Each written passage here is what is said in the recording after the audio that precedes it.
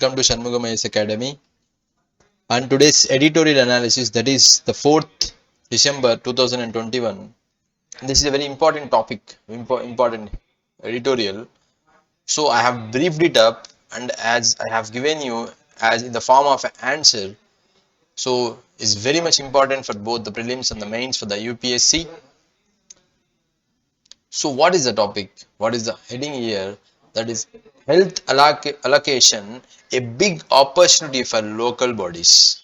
So this is the heading, but under this, if you are not understanding, I am making you understand very better in this editorial.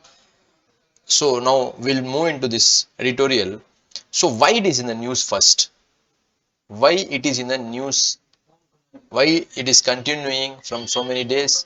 What is the reason for that?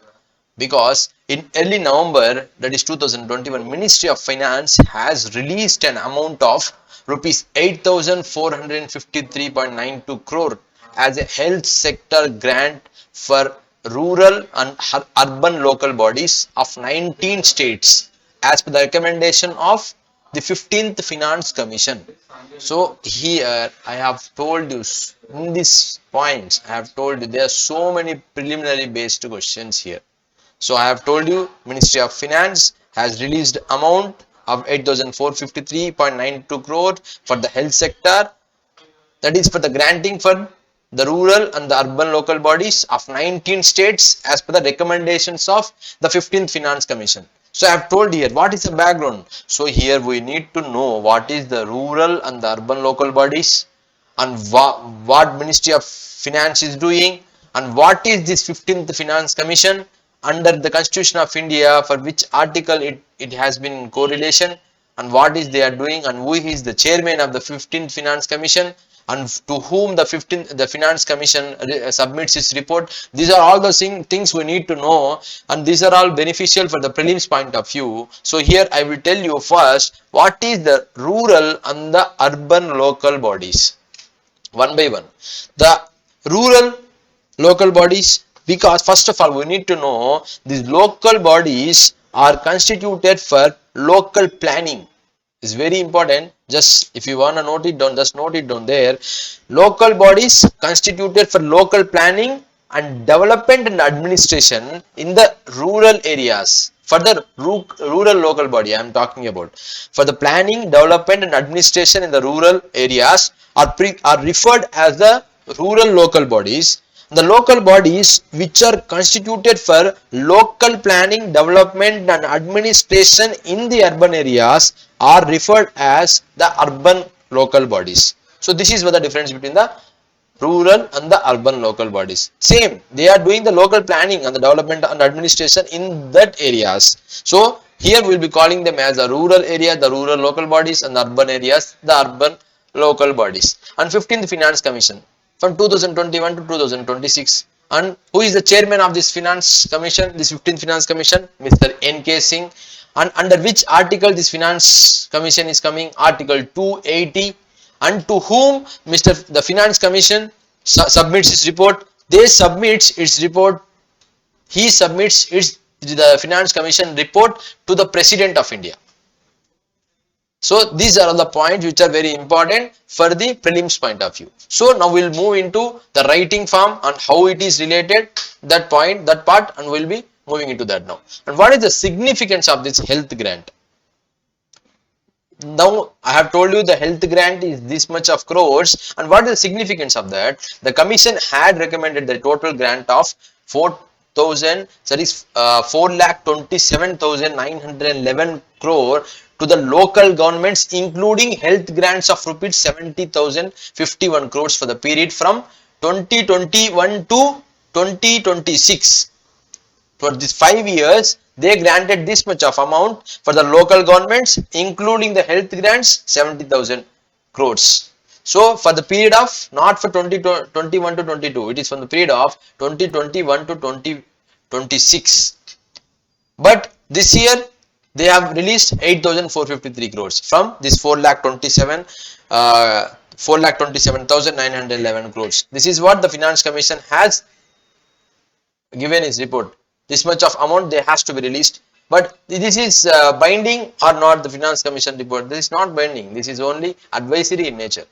And of this amount, 43,928 crore has been recommended for rural local bodies and 26,123 crore for the urban local bodies in this 70,051 crores. So they allocated like this, and that for the financial year 2021 and 22, rupees 13,192 crore has been allocated, which would be 2.3% of the total health expenditure. That is by including both the public and the private spending together here, and 5.7% of the annual government health expenditure, that is union and the state both combined.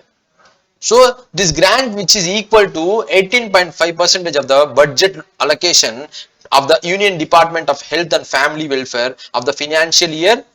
Here this is important for the financial year 2021 and 2022. So around we spent like more than 55% of the second COVID-19 emergency response package, which was announced in July 2021. What are these grants? Because these grants are meant to strengthen the healthcare systems. So here the main thing is to strengthen the healthcare systems and plug these critical gaps at the primary healthcare level. So here we need to know what is this primary healthcare means. So these grants are to strengthen the healthcare system, mainly to bridge the gap between the critical gaps at the primary healthcare level. So what is this primary healthcare level first of all? So I will tell you, the primary healthcare levels are, they addresses the majority of a person's health and they throughout their lifetime. This because this primary health cares, they addresses the majority of a person's health needs throughout their lifetime, and this includes the physical, mental and social well-being, and it is the people centered rather than the disease centered. So this is important. The primary healthcare centers are people centered rather than the disease centered. Example, some of the examples also I can give you here: the dentists, the dietitians, the physiotherapists. So these are all the examples. So this is what the primary healthcare system is about, and these grants are meant to the strengthen of the healthcare systems. And some of the 5 principles also we have in the primary healthcare system, that is the social equity, it has to be maintained, and the nationwide coverage, and the self-reliance, and the intersectoral coordination, and people's involvement, that is in the planning and implementation of the program. These are all the 5 principles of the primary healthcare systems. And the interventions such as the support for diagnostic infrastructure, block level public health units, construction of buildings at sub-centers, and these public healthcare systems will directly led to the strengthening the primary health infrastructure and facilities in the both rural and the urban areas. So first we need to strengthen this primary healthcare system, and there's primary health infrastructure and facilities in both the rural and the urban areas. So the rural local bodies, urban local bodies, primary healthcare centers, what is Finance Commission is saying, everything is important here in the form of prelims and the mains too. And the rural and the urban local bodies can play a key role in the delivery of primary and healthcare services and in achieving the objectives of universal healthcare. Why? Because they are the rural and the urban local, they are all the only local bodies, because they only plan and development and administration in the areas, that is subsequently in the rural and then also in the urban areas. So this is, they only play a key role for the delivery of primary healthcare services. So, and what are the previous experiences here? 1992, we all know that the 73rd and the 74th Constitutional Amendment Act, that is part 9 and 9A, we have the 73rd, the Panchayat and the municipalities, the local bodies in the rural and the urban areas given the responsibility to deliver the primary healthcare and public health services. So alongside, the rural settings continue to receive funding for primary healthcare facilities under the ongoing national program. And reasons, what are the reasons for the lesser allocations and which are the contributed here? That is the resource crunch. But the government funding for the urban primary health was not channeled through the state health department. This is what they are saying, and hence these urban local bodies which are there to administer and govern the local areas in the urban. So these urban local bodies which fall under the different departments in the various states. So because of this, they did not increase the allocation for health. This is what they told. And what are the reasons for that? The resource crunch is there, the lack of clarity and responsibilities related to health services. So there is lack of clarity. Who are taking the responsibilities? But majorly here, the finance commission, everyone are saying that the local bodies are the responsibilities. They have to take the key responsibilities to deliver these systems to the primary health care. So here the lack of clarity is also one of the reason, and completely different spending priorities. Because in 2005 we know that National Rural Health Mission was launched with the party which improved the impact of rural local bodies not spending on the health. And the National Urban Health Mission, which launched 8 years later after that, which is annual financial allocation was which never crossed more than rupees 1000 crore here. Around that is 3% of the allocation for the National Rural Health Mission. So 17 and 18, the urban local bodies and the rural local bodies in India were contributing only 1.3% and 1% of the annual total health expenditure in India. So the National Rural Health Mission was launched in 12th April 2005. We all know that. That is for what? To provide accessible, affordable and quality health care to the rural population, especially the vulnerable groups. This is important. And the Urban Health Mission is launched, which approved by the cabinet, and 2013 it launched, and to meet the healthcare needs of the urban population with the focus on urban poor. So what are the obstacles here for the local bodies to providing these health cares? Because we know that these local bodies are responsible bodies to provide the health care to the local governance, the local system. But what are the obstacles these local bodies are facing here? Because in urban India, with just half of the rural population and just the 6 primary health centers in comparison to rural areas, and urban primary healthcare services are weaker than what is available in rural India. This is important one. The low priority and insufficient funding for the health is another issue for the urban primary healthcare centers, and the issue for further compounded by the lack of coordination between the multitudes of agencies which are responsible for different types of health services. So they are saying that the lack of coordination between the multitudes of the agencies. This is also important. So these are the obstacles these local bodies are facing, and land acquisition is also one of the major obstacle here, because it's another major hindrance where there are reports of municipal corporations in Delhi, for example, saying they are refusing to allocate land for the construction of mohalla clinics. These mohalla clinics are the initiative of the state governments of Delhi. For this, they needed this land, but there was a refusal. The reports of municipal corporation in Delhi that is refusing to allocate land for the construction of mohalla clinics, and even the demolition of some of the under construction clinics. So this is what is happening. These are the obstacles. So what can we do for the improvement of this primary care? So according as per the 15th Finance Commission, the urban share of health grant is nearly 5-fold of the annual budget for the National Urban Rural Mission, and the rural allocation in 1/2 of the fold that the total health spending by the rural local bodies in India.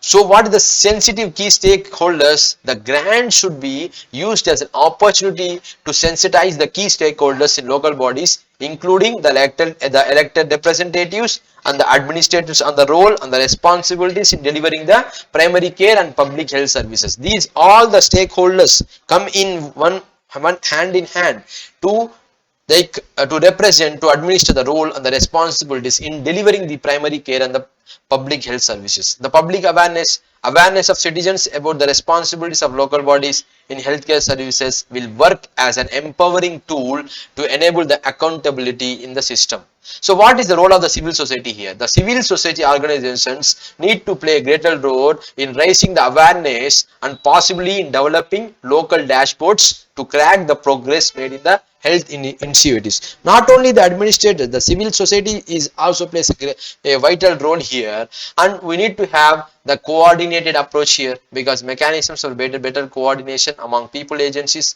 working in rural and urban areas should be institutionalized, and time bound and coordinated action plan. The plan should be time bound, and which are measurable indicators and road maps need to be developed.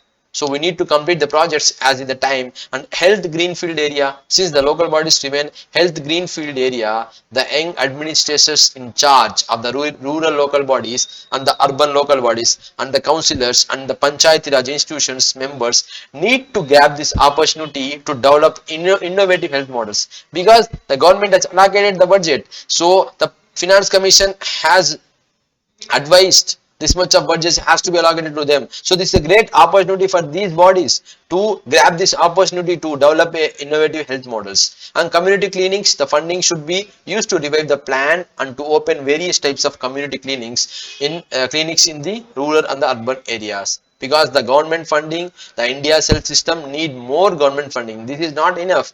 More government funding for the health. So in concluding thing, I will be telling you here, because the COVID has highlighted the need to focus on the urban preventive and promotive health. This is the major reason why these are the steps have been taken. The urban India's population swell over to half of the total by 2050, and robust health system is necessary because the population is going to increase. The health system is needed, is necessary to ensure people's well-being and resilience and the productivity, because without the health resilience, the well-being of the people, there is no economic development to the country. And keeping these things in mind, and building and running the health systems requires capacity in governance, contracting the procurement, and monitoring the and evaluation. All the things are needed, and legislation and governance framework on the devolution of health to urban local bodies from state governments must to be made clear. So here, with these steps we are concluding this thing. So in this editorial we need to keep in mind the urban local bodies, the rural local bodies, what the government has granted, what the finance commission, the 15th finance commission has told, advised, and how much they have granted, how much we are spending, and what are these primary healthcare centers, and what finance commission is coming under, to whom it submits its report, under which article it comes under. So these are all the things we need to focus here. Apart from this, apart from these points and some of the important points I have told you in this editorial, I think this will be very beneficial for your both the prelims and the mains on this topic. And thank you so much for watching this video. If you have any doubts and queries, just tell us in the comment section. Thank you so much.